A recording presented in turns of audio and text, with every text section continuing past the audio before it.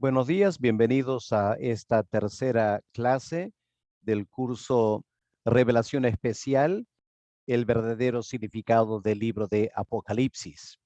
Quiero empezar esta clase mencionando el libro sobre el cual se basa estas clases. El libro viene de un autor llamado James Ramsey. Su comentario sobre Apocalipsis es una obra clásica, lamentablemente casi totalmente desconocido en español. Eh, Recién ha salido una versión en un libro electrónico. Lo pueden conseguir en la página de internet Cristianismo Histórico y lo pueden comprar y descargar si ustedes desean hacerlo. Así que ahí está la carátula de la versión en español. La obra fue escrita en el siglo XIX por un pastor norteamericano y realmente, a mi punto de vista, desde mi perspectiva, en términos devocionales, algo inspiracional. Este de lejos es el mejor comentario sobre el libro de Apocalipsis. Y por eso quería compartirlo con ustedes para que el mundo latino tenga conocimiento de esta verdadera joya espiritual. Las clases que yo estoy dando en esta serie son simplemente un resumen de los capítulos de este libro. Hay muchos detalles más en el libro y valdría la pena comprarlo para leerlo como parte de su vida devocional.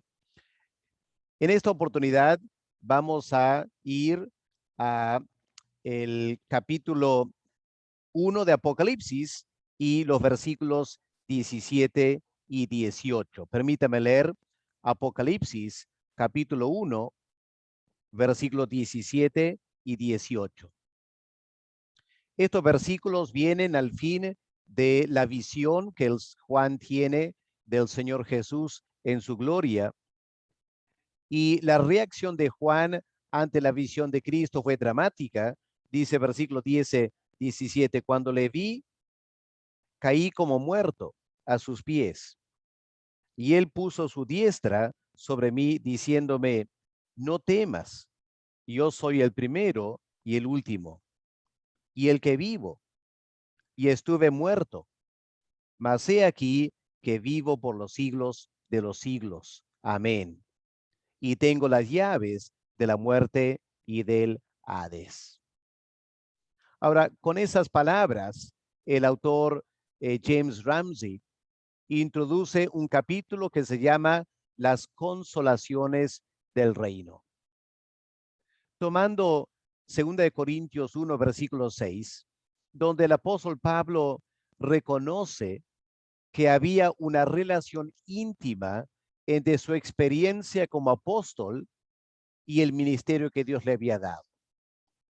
Él reconoce que estaba pasando por un momento muy difícil en su vida personal. Estaba atribulado fuera de más de lo normal.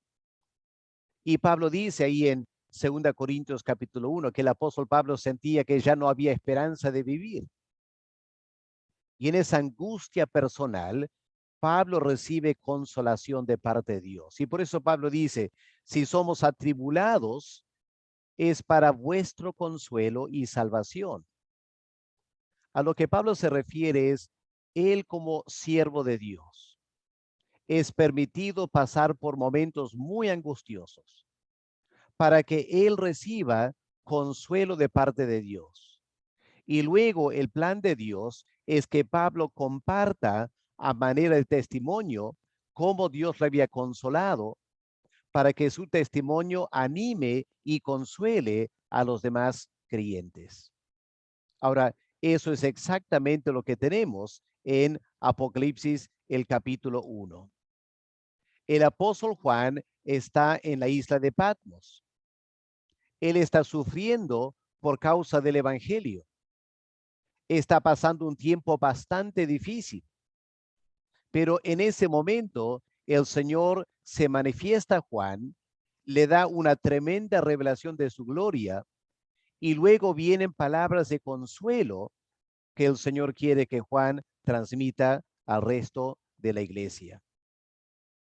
Así que, en realidad, estas palabras que tenemos en Apocalipsis 1, versículos 17 y 18. Palabras dirigidas al apóstol Juan para consolarle a él. Apunta al propósito principal de todo el libro de Apocalipsis. Lo que el Señor quiere al dar este libro a la iglesia es fortalecer y consolar a los creyentes. Este es el tema central de Apocalipsis. Apocalipsis no fue escrito para generar tremendos debates y controversias entre creyentes. El Señor jamás hubiera querido eso. Este libro, que en realidad es una carta del mismo Señor a la iglesia, no son palabras solo para Juan. A través de Juan, el Señor quiere que este libro alcance a toda la iglesia en todo tiempo. Porque nuestro Señor, la cabeza de la iglesia, sabe muy bien que la iglesia pasará por muchos momentos difíciles. Y a lo largo de los 2000 años, la iglesia ha estado en necesidad de constante consuelo. Y el libro de Apocalipsis tiene eso como propósito: consolar y animar a los creyentes. Ahora, recordemos el contexto en el cual este libro fue escrito. Al fin del primer siglo, se desató una gran persecución durante el dominio del emperador llamado Domiciano. Domiciano quería que todo el mundo lo celebre a él. Era muy sospechoso de rivales. La iglesia cristiana estaba creciendo y Domiciano había escuchado que había muchísima gente en su imperio que llamaban a Jesús de Nazaret Señor, Curios. Y a Domiciano no le agradó eso para nada. En Roma, en ese tiempo, habían dos personas de gran prestigio que Domiciano seguramente conocía personalmente, que se convirtieron al cristianismo. Y Domiciano organizó la persecución y la ejecución a estas dos personas de gran importancia en el mundo de ese tiempo. Y luego se desata una persecución contra muchos líderes. El apóstol Juan era una persona muy distinguida. Era un apóstol. Era el único apóstol que todavía estaba con vida. Y era muy difícil pensar que ese tiempo de persecución le iba a pasar por alto a Juan. Él también fue arrestado. Fue enviado a la isla de Patmos. Y durante ese contexto, la iglesia cristiana, especialmente en Asia Menor, donde estaban estas 7 iglesias a las cuales Apocalipsis fue dirigida, había tremendo temor y zozobra entre los creyentes. Y no era por nada, porque en ese tiempo los cristianos no contaban con poder económico o con poder político. Y frente al poderío del gran imperio romano, la iglesia fácilmente podría ser aplastada. Y ese es el contexto en el cual en la isla de Patmos, Juan recibe una tremenda revelación del Señor Jesús en su gloria. Claro, la reacción inicial de Juan fue una de gran temor. Y el Señor tiene que corregir esa reacción de Juan y decirle: Juan, no me he manifestado a ti en esta manera para infundirte temor. Al revés, es para consolarte y para animarte y para que tú, al escribir Apocalipsis, animes y consueles a toda la iglesia del Señor Jesús. Por eso, aunque Juan cayó a los pies de Cristo como muerto, las palabras de Cristo fueron: no temas, no temas. Y el Señor quiere animar a su siervo. Este es un mensaje muy importante para nosotros. Lo que el Señor indica en las Escrituras es que la persecución, la hostilidad del mundo hacia la iglesia debe ser y va a ser algo bastante normal para los creyentes. Si Él vino como el siervo de Dios y a Él lo rechazaron, obviamente van a hacer lo mismo con sus seguidores. Y el apóstol Pablo afirma en la carta a Timoteo que si un día esperamos reinar con Cristo, tenemos que estar dispuestos a sufrir con Cristo. A muchos creyentes les encanta la idea de reinar, pero no nos gusta la idea de sufrir. Pero las dos cosas están íntimamente relacionadas. Hoy en día, muchos creyentes están sufriendo en diferentes partes del mundo. Hemos visto lo que ha pasado en Afganistán. Al retirarse los Estados Unidos, ha dejado a los pocos creyentes en ese país, a la pequeña iglesia en Afganistán, a la merced de los talibanes. Y los talibanes ya han arrestado, seguramente habrán ejecutado a más que un creyente en estos días en Afganistán. Lo que está pasando en menor escala en Afganistán está pasando en una escala mucho más grande en países como Corea del Norte, Etiopía, el Medio Oriente, Irán, Pakistán, la India. Alrededor del mundo, la iglesia está sufriendo y la iglesia necesita consolación. Escuchemos entonces esta mañana palabras de gran consolación, dirigidas primero a Juan y a través de Juan a nosotros. Vamos a notar 4 palabras de gran consuelo para la iglesia, especialmente durante tiempos de persecución. La primera consolación es la siguiente. El Señor le dice a Juan, en otras palabras: tus temores, Juan, no tienen fundamento. Miremos el versículo 17. Recordemos lo que el Señor le dice a Juan: no temas. Ahora, ¿qué es lo que había producido en Juan temor? La visión de Cristo en la gloria. ¿Se acordarán de esa visión que tenemos a partir del versículo 12 del capítulo 1? Juan ve al Señor lleno de majestad y gloria y poder.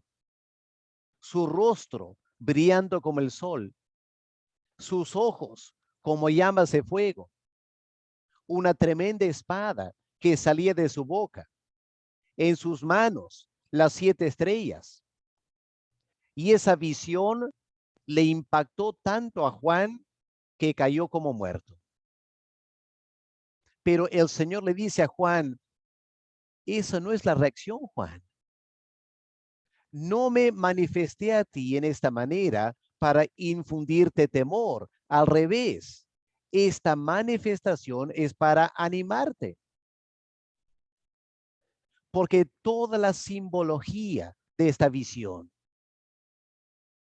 apuntaba a enseñarle a Juan y a toda la iglesia que nuestro Señor Jesús es más que suficiente para nosotros en cualquier momento de angustia y de sufrimiento.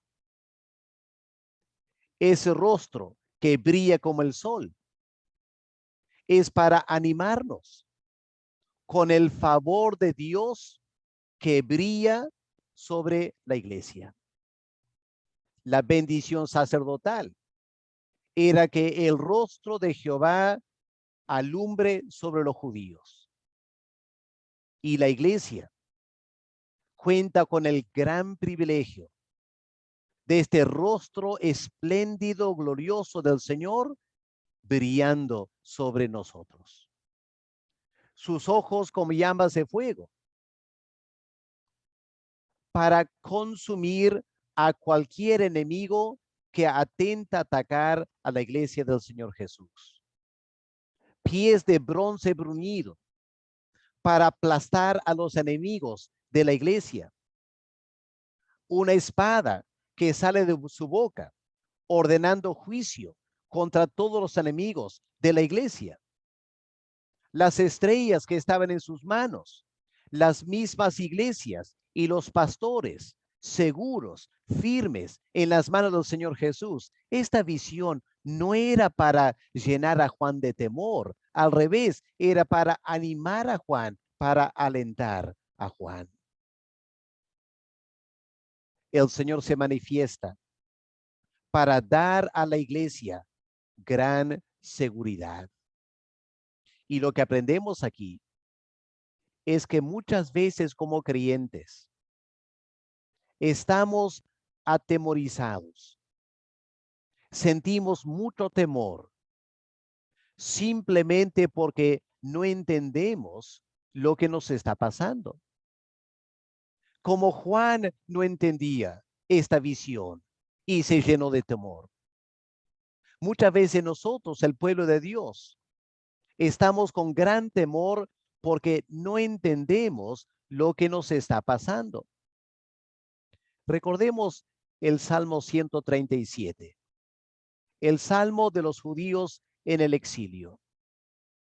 Dice, a los lados de los ríos de Babilonia, colgamos nuestras arpas y llorábamos. ¿Cómo podíamos cantar los cánticos de Sión en una tierra extraña? Y ahí estaban los exiliados sufriendo en Babilonia y no estaban captando dos grandes cosas. En primer lugar, Dios los había llevado a Babilonia, no para destruirlos, sino para santificarlos. Porque Babilonia juró a los judíos para toda su existencia de la idolatría. El gran pecado constante de Israel. Babilonia, la disciplina, quitó de los judíos este corazón que iba tras la idolatría. En segundo lugar, durante el exilio en Babilonia, Dios guió a los judíos a formar la sinagoga. El Antiguo Testamento se empezó a traducir al arameo, luego al griego. Los judíos no podían entenderlo, nadie lo podía entender, pero durante el exilio, Dios estaba colocando las piezas en su lugar para la venida del Mesías, para la predicación del evangelio en todo el mundo, para la formación de la iglesia. Tantas cosas Dios estaba haciendo durante el exilio en Babilonia. Los judíos no lo entendían, no lo podían ver, estaban ahí llorando, lamentándose. O pensemos en las mujeres que fueron a la tumba ese primer día de la resurrección. Ya estaban tristes, ¿no es cierto? El Señor había muerto el viernes. Lo habían enterrado rápidamente. Ahora iban el domingo en la mañana para terminar el proceso de embalsamar el cuerpo de Cristo. Y cuando llegan a la tumba, ¿qué encuentran? La piedra removida y el cuerpo no está. Y las mujeres no entendían lo que estaba pasando. Se llenaron de temor, más angustia todavía, y estaban preguntando, ¿alguien ha llevado el cuerpo del Señor? ¿Dónde lo han puesto? Y el Señor tuvo que manifestarse a las mujeres, darles entendimiento espiritual. Nadie se ha llevado mi cuerpo. He resucitado. Aquí estoy. Voy a vivir para siempre. Y su temor se convirtió en gran consolación. Hermano querido, hermana, podría ser que al escuchar este video estás pasando por un tiempo de angustia, sientes temor, estás muy preocupado por alguna situación en tu vida. Aprende este principio. Si somos creyentes, el Señor nos dice esta mañana, no temas, no temas. De repente tu temor se debe a que no entiendes lo que te está pasando. Así que pídeme, dice el Señor, pídeme entendimiento espiritual, pero no temas, porque yo estoy contigo para consolarte en las circunstancias más difíciles que estás pasando. Y ese día en Patmos, Juan, ya un anciano, podría tener razones de sobra por lamentar su condición. Estaba lejos de otros creyentes, aparentemente. Estaba ahí sufriendo en Patmos. Pero cuando el Señor se manifestó, cambió totalmente la experiencia de Juan en medio del sufrimiento. Y es lo que el Señor quiere hacer con nosotros también, animarnos y consolarnos en nuestros sufrimientos. Ahora vamos a la segunda lección esta mañana. En este momento, el Señor le enseña a Juan que nuestro Redentor es divino. Aquí tenemos otra gran fuente de consolación. Podemos sentir consolación al saber nuestro Señor Jesús es divino, plenamente divino. Escuchen lo que el Señor le dijo a Juan en ese momento. Apocalipsis 1, versículo 17. No temas, yo soy el primero y yo soy el último. Con esas palabras, el Señor estaba afirmando para Juan su perfecta y completa divinidad. Y hermanos, para nosotros como creyentes, ¿acaso no es esta una fuente de tremenda consolación? Nuestro Salvador no es simplemente algún líder religioso, entre otros. Nuestro Salvador no es simplemente un gran maestro de las Escrituras. No es simplemente un hombre que anduvo haciendo muchos milagros. Escuchen bien. Nuestro Salvador es Dios. Es el Dios eterno. Es aquel que tiene poder sin límites. Es aquel que tiene todo conocimiento. ¿Acaso eso no debe consolarnos como creyentes? Porque pensemos, hermanos, si tenemos a Cristo, lo tenemos todo. Porque todo lo que existe está en Cristo. Él es Señor de todo. Él es dueño de todo lo que existe, dueño de la historia de la humanidad. Y si yo soy creyente y tengo a Cristo, lo tengo todo. En primer lugar, nuestro Redentor es primero y es último en la creación. Él es antes de la creación. Él es el que creó todo lo que existe. Y obviamente Él domina y controla toda la creación. Está llevando toda la creación hasta su destino final. En segundo lugar, el Señor es el primero y el último en la providencia divina. Todo lo que ocurre en este planeta Tierra, absolutamente todo, está en sus manos. Él es el primero en guiar y controlar los eventos de este mundo. Y Él estará al final de los eventos de este mundo para terminar todo exitosamente. Y desde el comienzo hasta el final, Él está en control. Y eso es cierto de nuestras vidas también. Él estaba en el principio, cuando hemos nacido en este mundo. Él estará con nosotros al final, cuando llegamos al momento de morir. Y a lo largo de nuestras vidas, Él estará siempre con nosotros. Él es el primero y el último de toda la providencia divina. Él es también el primero y el último en la redención. Él entregó su vida para rescatarnos del pecado.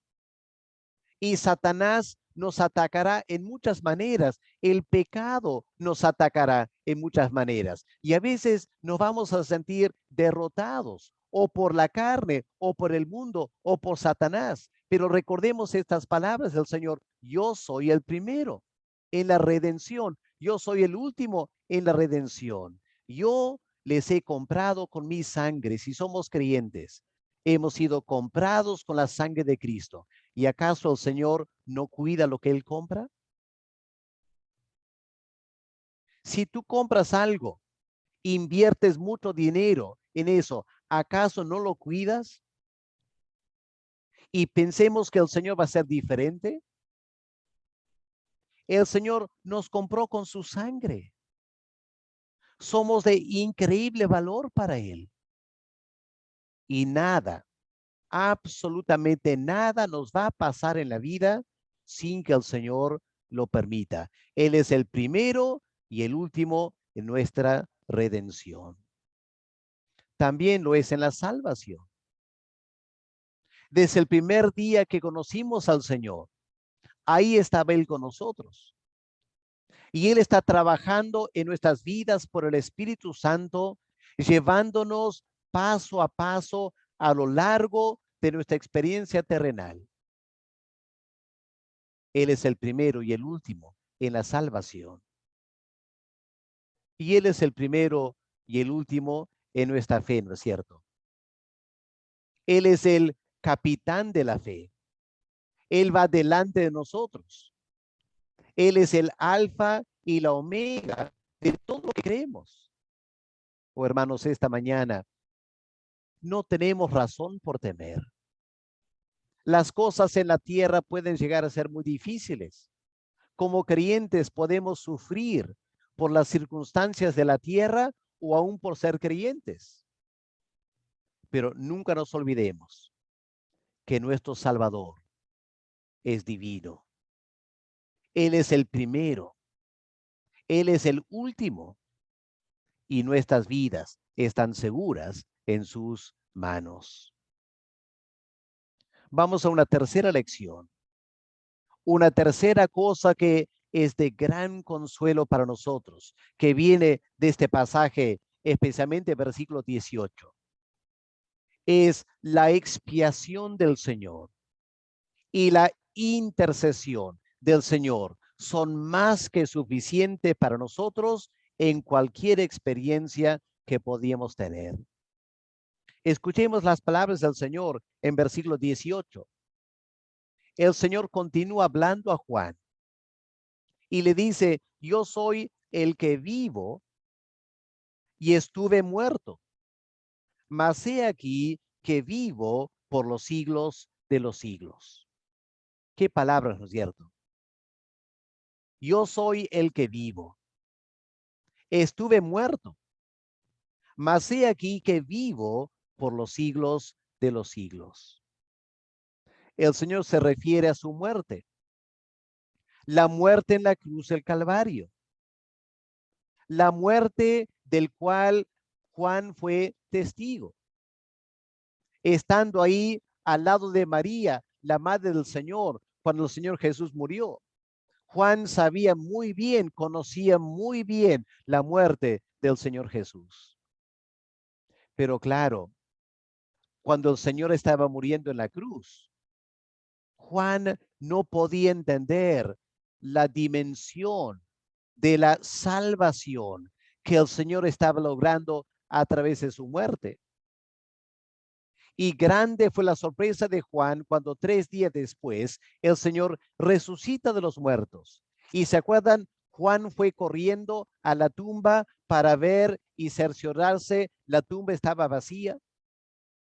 Y poco a poco, en las siguientes semanas, el Espíritu Santo empezó a instruir a Juan en todo lo que la muerte del Señor significa y la resurrección. Porque la muerte de Cristo fue para expiar nuestros pecados. Y esa gran obra de expiación es una consolación para nosotros, sabiendo que todos nuestros pecados, pasados, presentes y aún los futuros, ya han sido expiados por la sangre de Cristo. Hermanos queridos, si tan solo entendiéramos todo lo que el Señor logró por nosotros en la cruz del Calvario, si tan solo entendiéramos eso, no estaríamos tristes. Estaríamos alabando al Señor. Estaríamos alegrándonos en el Señor por esta gran salvación que Él tiene para nosotros. Miremos el capítulo 5 de Apocalipsis. Vamos al capítulo 5 de Apocalipsis y vamos a leer del versículo 9 en adelante para ver cómo en esta alabanza celestial la muerte de Cristo predomina sobre todo y el impacto sobre los que están alabando de meditar sobre la muerte de Cristo. Capítulo 5, versículo 9. Y cantaban un nuevo cántico diciendo: digno eres de tomar el libro y de abrir sus sellos. ¿Por qué? Porque tú fuiste inmolado. La muerte de Cristo. ¿Y esa muerte qué logró? Y con tu sangre nos has redimido para Dios. ¿A quiénes? De todo linaje, lengua, pueblo y nación. ¿No es tremenda la obra de expiación de Cristo en la cruz? Él no murió para salvar unos cuantos creyentes. Él murió para salvar una cantidad tan grande que es difícil contarlos. Hombres y mujeres de cada nación, de cada grupo étnico, de cada lengua, de cada pueblo en todo el planeta Tierra. Una tremenda obra de expiación. Con razón están cantando y alabando en el cielo. Versículo 10 continúa. ¿Qué más logró la muerte de Cristo? Nos has hecho para nuestro Dios reyes. La expiación de Cristo en la cruz cuando Él murió nos convirtió de pecadores en reyes. También sacerdotes. Qué tremenda conversión, ¿no es cierto? De pecadores a sacerdotes. De personas que necesitaban un sacerdote para limpiar su pecado. Ahora somos sacerdotes intercediendo por otros delante de Dios. Qué tremenda transformación la muerte de Cristo. ¿Y qué más? Dice, gracias a la muerte de Cristo, gracias a su muerte, vamos a reinar. Reinaremos sobre la tierra. Con razón están cantando. Con razón están alabando. Y nosotros también, mientras estamos transitando por este mundo, enfrentando luchas y dificultades. Los creyentes en Afganistán, escondiéndose de los talibanes, con temor a ser descubiertos y asesinados, pueden mirar la cruz de Cristo. Y sobre la base de la muerte de Cristo en la cruz, afirmar que esos creyentes a escondidas en Afganistán son reyes, son sacerdotes y van a reinar. Los talibanes tendrán sus años de causar terror en Afganistán, pero esos creyentes a quienes se están persiguiendo, un día las tablas se van a convertir, ¿no es cierto? Se va a invertir todo el asunto y los creyentes van a reinar sobre los talibanes para toda la eternidad. ¿Y por qué? Porque Cristo murió para lograr eso. Y el Señor le hace recordar a Juan, Juan, no tienes por qué estar temblando, no tienes por qué estar con miedo. Levántate, anímate, siente consolación, porque yo estuve muerto, morí para expiar el pecado y ahora estoy vivo. Y sigamos leyendo en capítulo 5 de Apocalipsis, el versículo 11.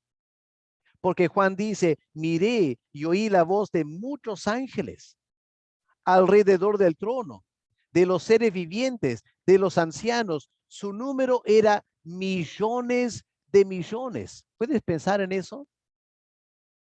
No simplemente miles de millones. Aquí dice textualmente millones de millones. ¿Y qué es lo que todos cantaban a gran voz? El Cordero. El Cordero que fue inmolado en esa cruz es digno de tomar el poder, las riquezas, la sabiduría, la fortaleza, la honra, la gloria, la alabanza y todo lo creado que está en el cielo y sobre la tierra y debajo de la tierra y en el mar y a todas las cosas que en ellos hay. Oí decir, al que está sentado en el trono y al Cordero. ¿Se dan cuenta, hermanos? La alabanza celestial que durará por toda la eternidad es al Cordero, al que murió. La cruz no era nada agradable. La cruz fue un lugar de increíble sufrimiento, pero el sufrimiento de Cristo obtuvo redención eterna y por toda la eternidad alabaremos y bendeciremos al gran Cordero que entregó su vida por nosotros. Así que mientras estamos transitando por este mundo, y aunque tengamos momentos de sufrimiento, animémonos, alegrémonos, sintamos gran consolación por la muerte de Cristo. Repasemos qué es lo que la muerte de Cristo obtuvo por nosotros. En primer lugar, Él pagó todos nuestros pecados. En segundo lugar, nos ha otorgado una justicia perfecta. En tercer lugar, Él nos ha librado del poder y el dominio del pecado. En la cruz obtuvo vida eterna para nosotros. Nos reconcilió con Dios, antes siendo enemigos de Dios, bajo la ira de Dios. Ahora Dios el Padre está tan reconciliado con nosotros que nos ha adoptado. Nos llama sus hijos. Y ahora somos reyes juntamente con Cristo. Hermanos queridos, les pregunto, ¿cómo podemos estar con miedo?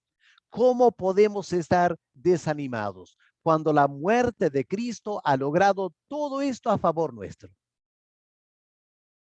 Hay que levantarnos de la tristeza y el desaliento. El Cordero entregó su vida por nosotros.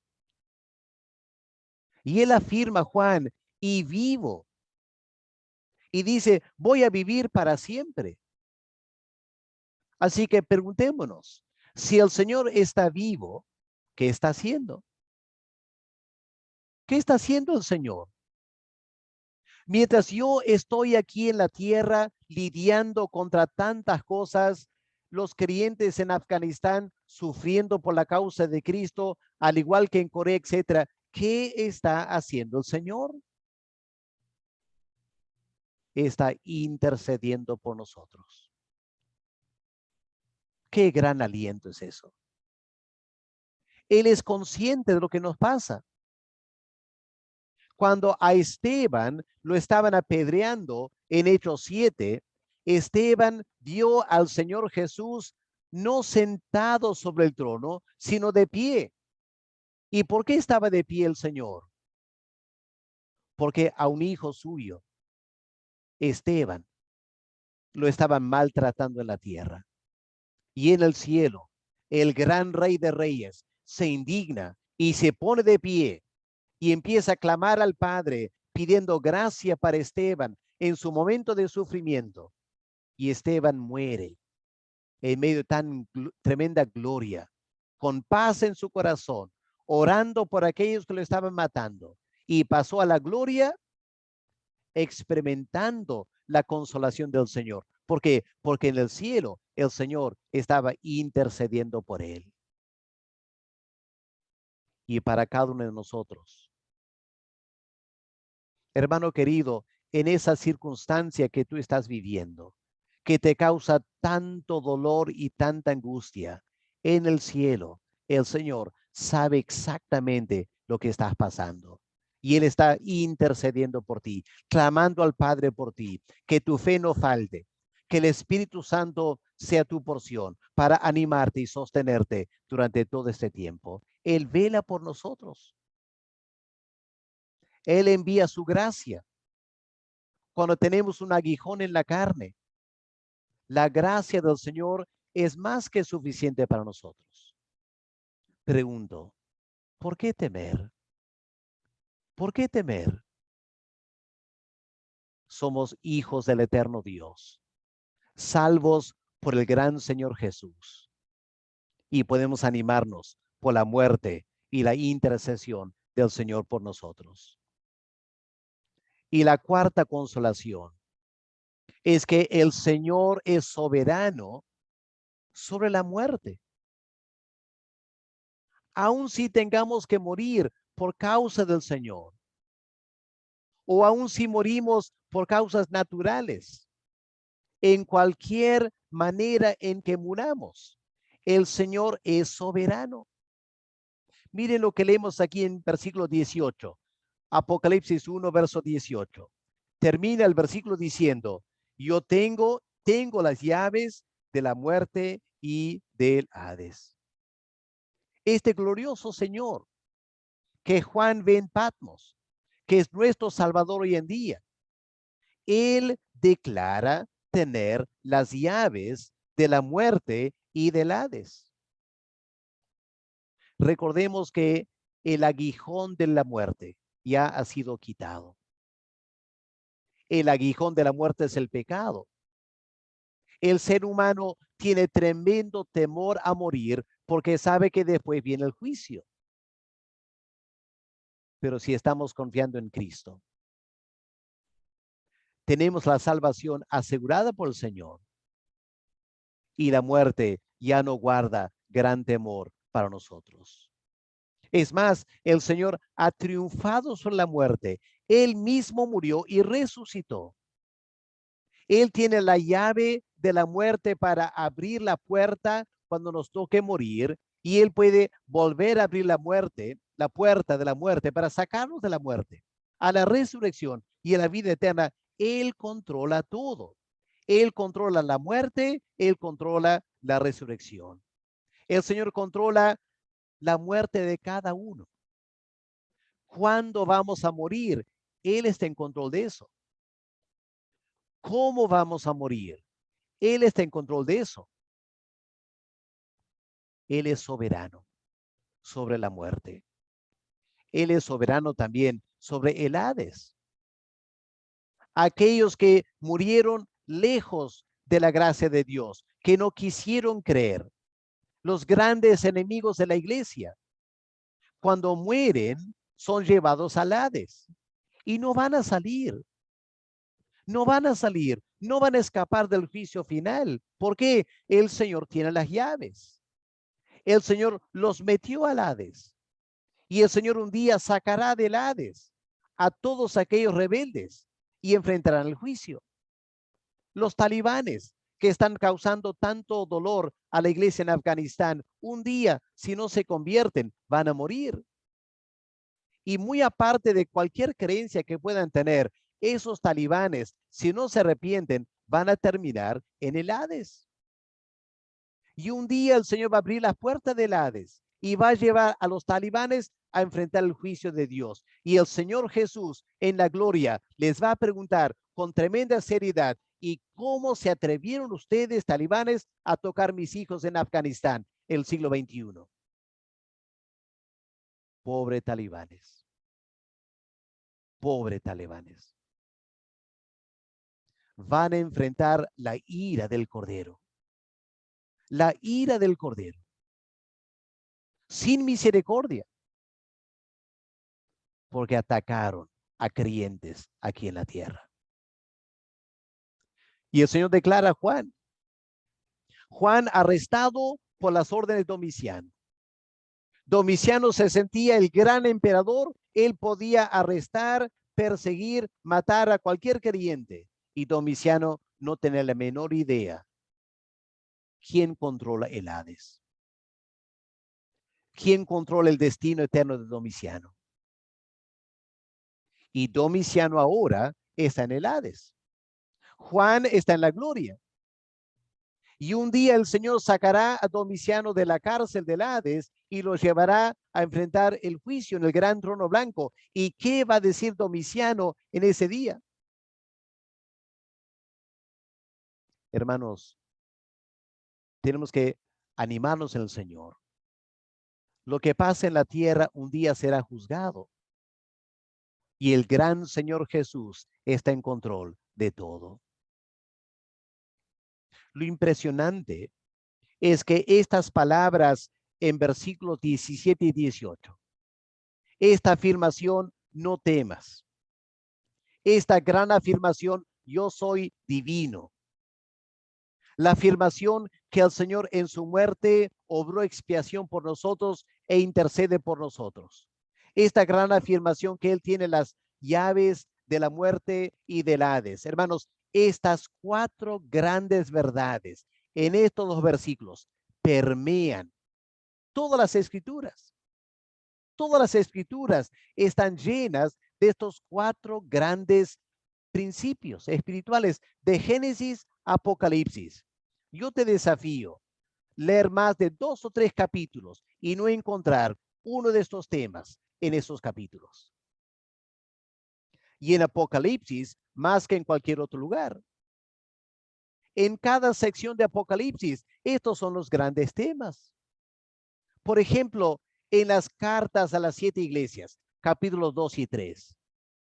¿Acaso en esas cartas no encontramos estos cuatro grandes principios?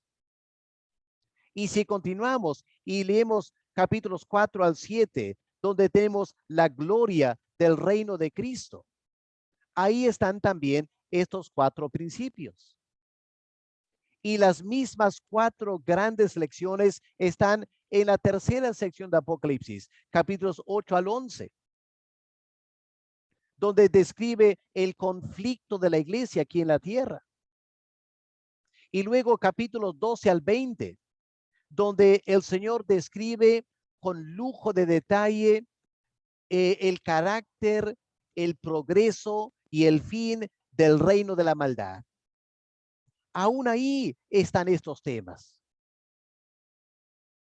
Y en la visión final, la gloria de Jerusalén, la nueva Jerusalén que baja del cielo, la iglesia redimida, los nuevos cielos y la nueva tierra, aún ahí estos temas se encuentran. Estamos frente al gran mensaje de todo el libro de Apocalipsis. Así que hermano, hermana, esta mañana, escuchemos la palabra del Señor. Este es el mensaje de Apocalipsis. No temas.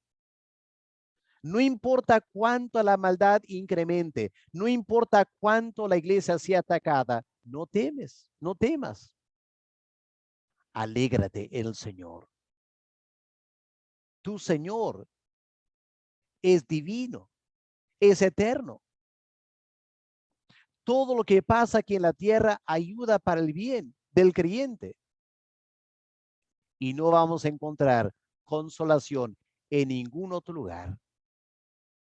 Cualquier intento de consolarnos en otra cosa que no sea el Señor es como tomar drogas. Es algo artificial, es algo pasajero. Pero si miramos al Señor, como Juan miró al Señor en Patmos. Y cuando escuchamos las palabras del Señor, como Juan las escuchó, lo que vamos a sentir es tremenda consolación espiritual. Y espero que este mensaje te anime, que puedas recordar estos principios para que en tu vida cristiana te alegres en el Señor. Este es el verdadero mensaje de Apocalipsis. Que Dios lo use para consolar nuestras mentes y nuestros corazones en ese tiempo. Vamos a orar. Padre amado, gracias por esta gran revelación en tu palabra. Y gracias, Padre, por la sabiduría que has dado a este pastor James Ramsey para ayudarnos a explorar estos temas en estos dos versículos. Y Padre, gracias por estas tremendas verdades que hemos podido repasar esta mañana. Y pido, Señor, cualquier creyente que escuche este mensaje, que se siente afligido, se siente deprimido por lo que vive o por lo que ve, levántalo, Señor, anímale.